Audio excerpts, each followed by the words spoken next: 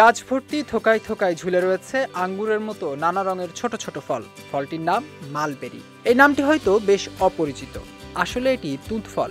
খেতে একটু টক মিষ্টি, পুষ্টিগুণ সম্পন্ন ফলটি এখন বাণিজ্যিকভাবে চাষ হচ্ছে বরেন্দ্র ভূমি হিসেবে পরিচিত নওগাঁর সাপাহার উপজেলায়।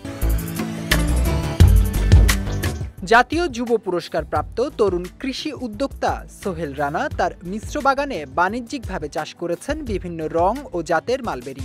পরীক্ষামূলকভাবে মালবেরি চাষে সফলতা পেয়েছেন তিনি। পৃথিবীতে বেরি জাতীয় যে ফলগুলো আছে তার মধ্যে মালবেরি কিন্তু অন্যতম। আমরা সাধারণত পরিচিত হলো স্ট্রবেরির সঙ্গে বেশি পরিচিত, মালবেরির সঙ্গে বেশি খুব একটা পরিচিত না, কিন্তু এই ফলগুলো সবচেয়ে উচ্চমূল্যের এবং পুষ্টিকর একটা ফল।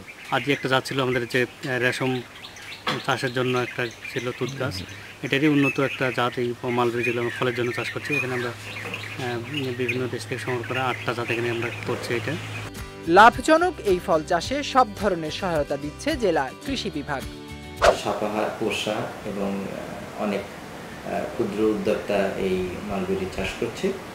তো এটা আসলে একটা দ্রুত পচনশীল ফল হওয়ার কারণে এটা মার্কেটিং একটু সমস্যা রয়েছে, তবে এটার বাজার মূল্য ভালো থাকায় এটার চাষ দিন দিন সম্প্রসারণ হচ্ছে এবং এটা চাষে কৃষক উপকৃত হবে। তুঁত গাছ থেকে একদিকে তৈরি হয় রেশম, অন্যদিকে এই গাছের ফলও পুষ্টিগুণ সম্পন্ন। তাই বাণিজ্যিকভাবে মালবেরি চাষ হলে বহুমুখীভাবে লাভবান হওয়া সম্ভব। বিজয় টিভি নিউজ ডেস্ক।